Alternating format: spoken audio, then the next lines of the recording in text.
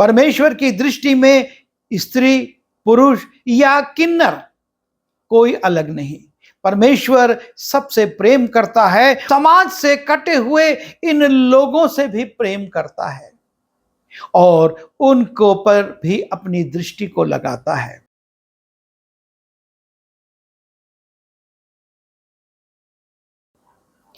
फिलिप्पुस, नया नियम में 3 पात्र हम पाते हैं जिनके नाम फिलिप्पुस हैं। मत्ती रचित सुसमाचार उसके 14वें अध्याय के 3 पद में हेरोदेस राजा का भाई फिलिप्पुस और उसका उल्लेख है, जिसके विषय में लिखा गया है कि उसकी पत्नी को राजा हेरोदेस ने अपनी पत्नी बना लिया था और यूहन्ना बपतिस्मा देने वाला हेरोदेस से कहता है कि तूने ये अनुचित किया है, जिसके कारण हेरोदेस उसको कारागार में डाल देता है और बाद में उसका वध भी हो जाता है। दूसरा फिलिप्पुस, मत्ती रचित सुसमाचार उसके 10वें अध्याय के 2 पद से 4 पद में जाते हैं और वहां पर यीशु मसीह के चेलों का वर्णन है और यीशु मसीह के 12 चेलों में से एक चेले का नाम भी फिलिप्पुस था। और तीसरा फिलिप्पुस हम प्रेरितों काम उसके 6वें अध्याय के 5वें पद में देखते हैं, जहां पर कि यरूशलेम में पिंतेकुस्त के दिन स्थापित कलीसिया में जब अगुवाई का प्रश्न आता है कि नियमित रूप से लोगों की सेवकाई हो सके, और तब पतरस कहता है कि तुम अपने बीच में से 7 सुनाम, पवित्र आत्मा से परिपूर्ण और बुद्धि से परिपूर्ण व्यक्तियों को चुन लो और हम उनको तुम्हारे ऊपर सेवक के रूप में नियुक्त कर देंगे ताकि तुम्हारी नियमित सेवाएं होती रहें। हम तो प्रार्थना और प्रचार में लगे रहेंगे। और तब कलीसिया स्तिफनुस को चुनती है और स्तिफनुस के बाद फिलिप्पुस का भी चुनाव होता है।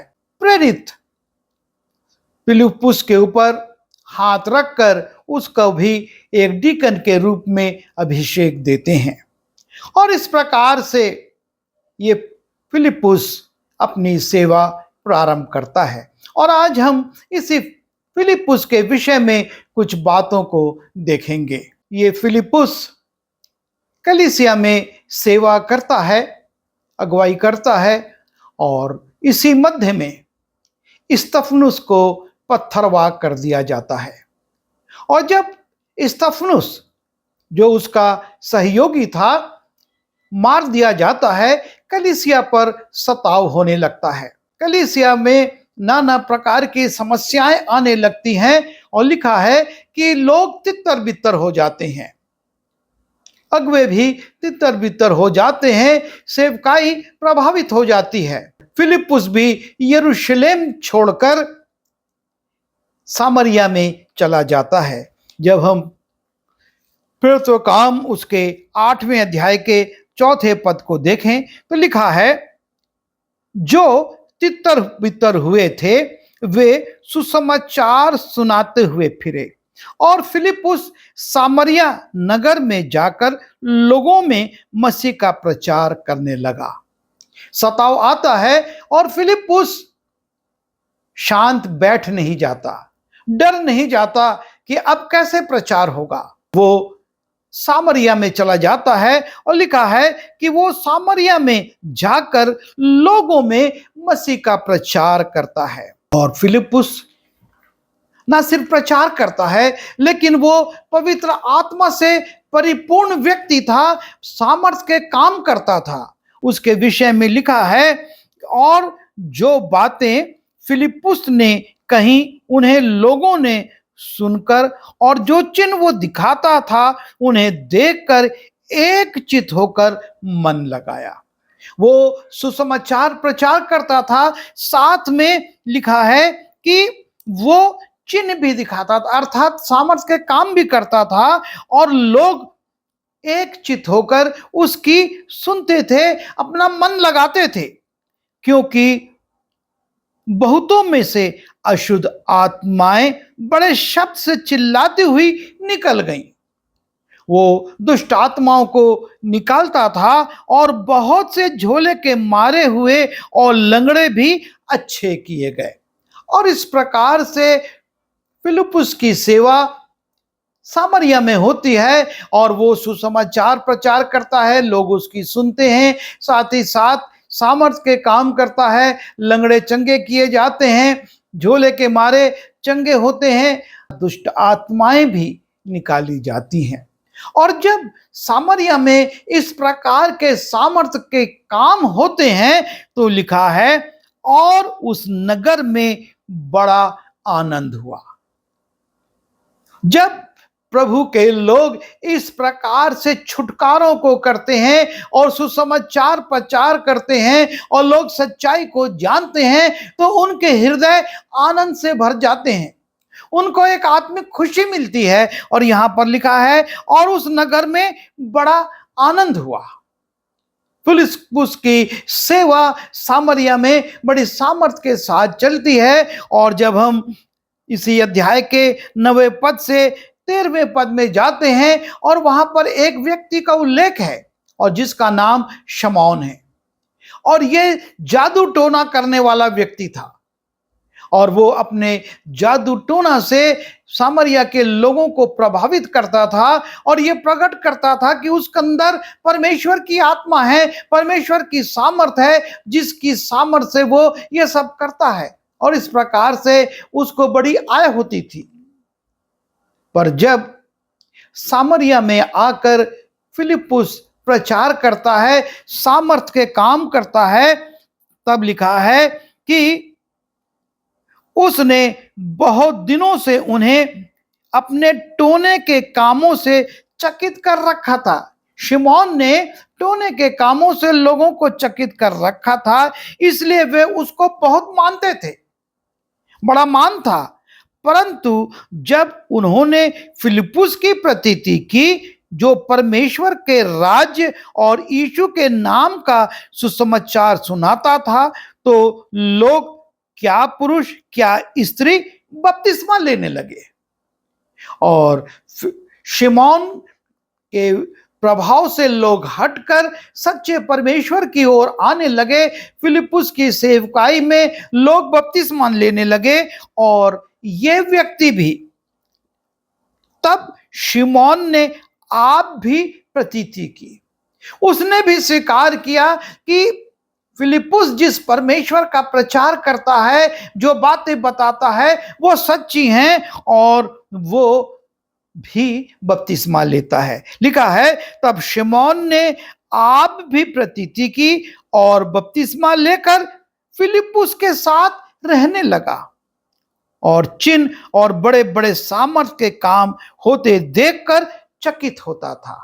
और इस प्रकार से एक टोना करने वाला व्यक्ति भी जीता जाता है और उद्धार को प्राप्त करता, बपतिस्मा लेता है। और जब ये सेवकाई सामरिया में हो रही थी और तब पद 26 में हम देखते हैं, फिर प्रभु के एक स्वर्गदूत ने फिलिप्पुस से कहा, परमेश्वर फिलिप्पुस से बातचीत कर रहा है, अपने दूत को भेजता है। और परमेश्वर के एक दूत ने फिलिप्पुस से कहा, उठ दक्षिण की ओर उस मार्ग पर जा जो यरूशलेम से अज्जा को जाता है और जंगल में है। वो उठकर चल दिया। परमेश्वर का दूत कहता है, यहां की सेवकाई को छोड़ और अब तू यरूशलेम से अज्जा के मार्ग की ओर जा जो कि जंगल में है।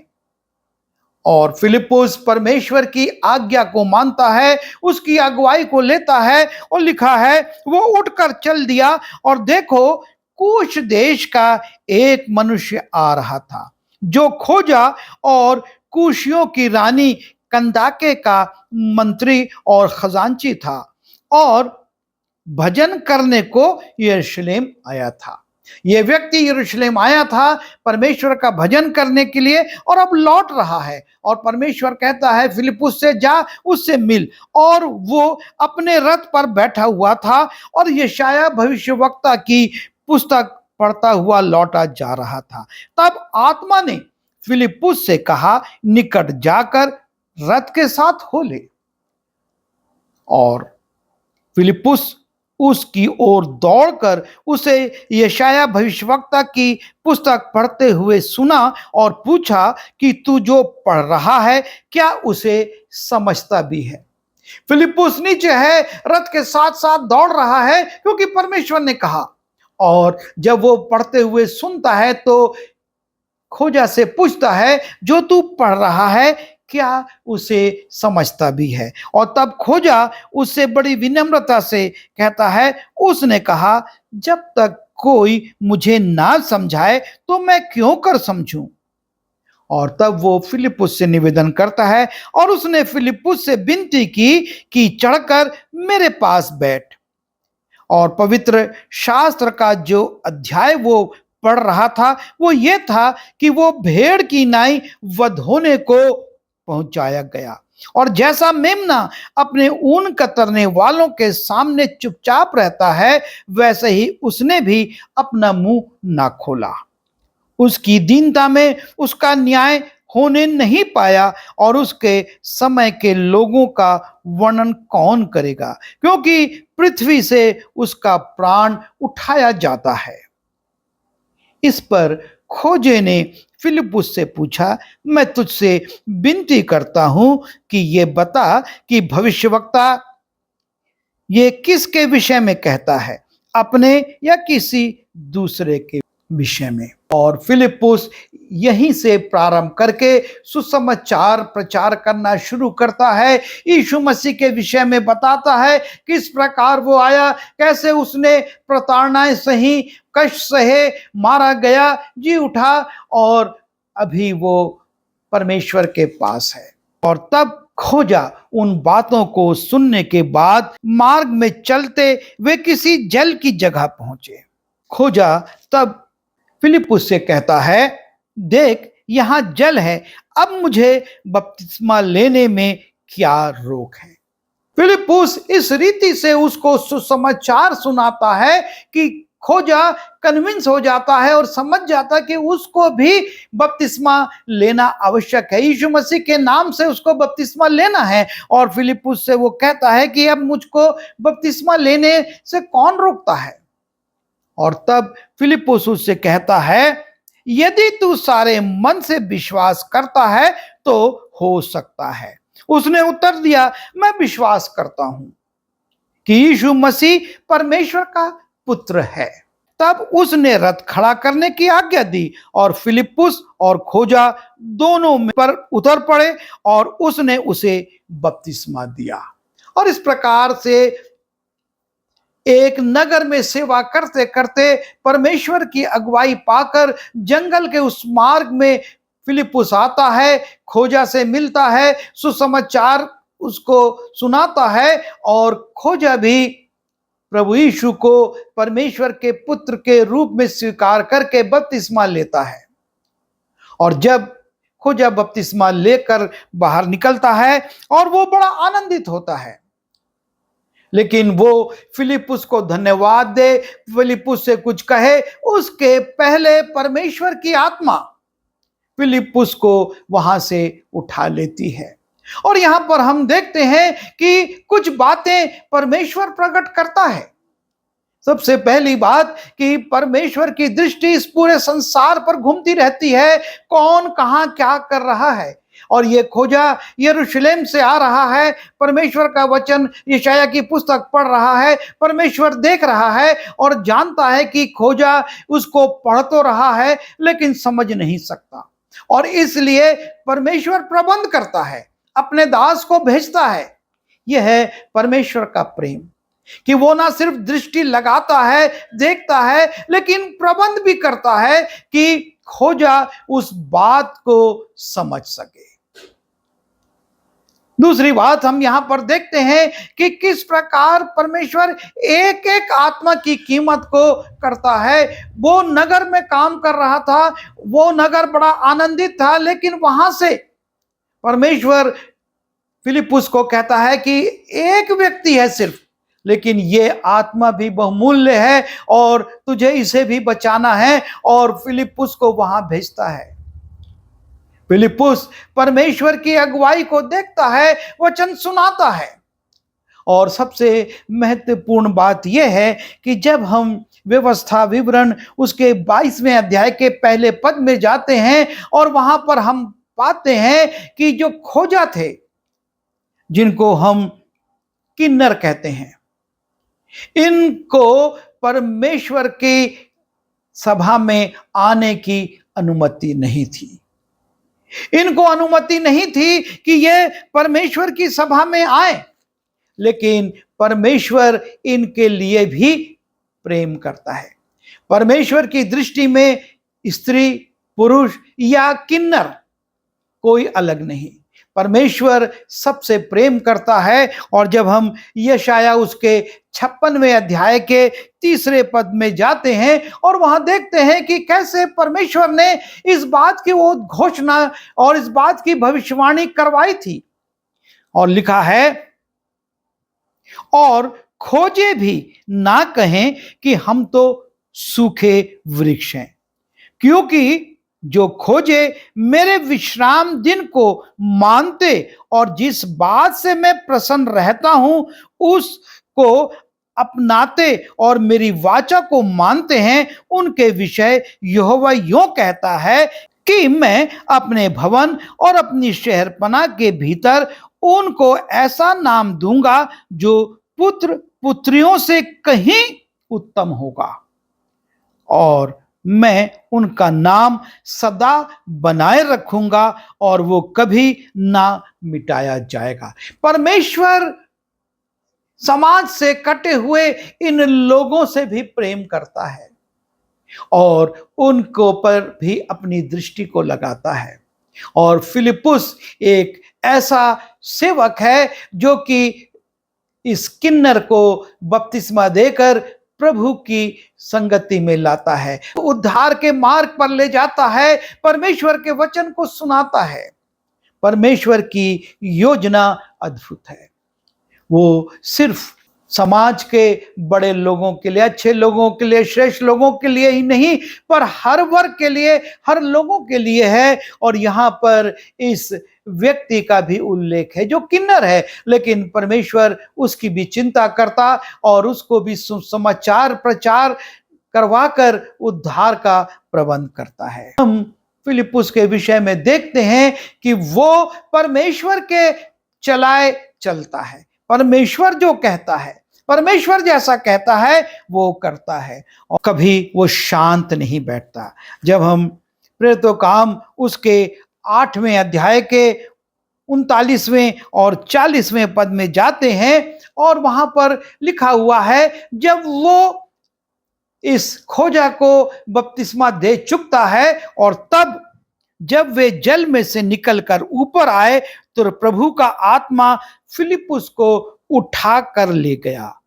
सो खोजे ने उसे फिर ना देखा और वो आनंद करता हुआ अपने मार्ग पर चला गया।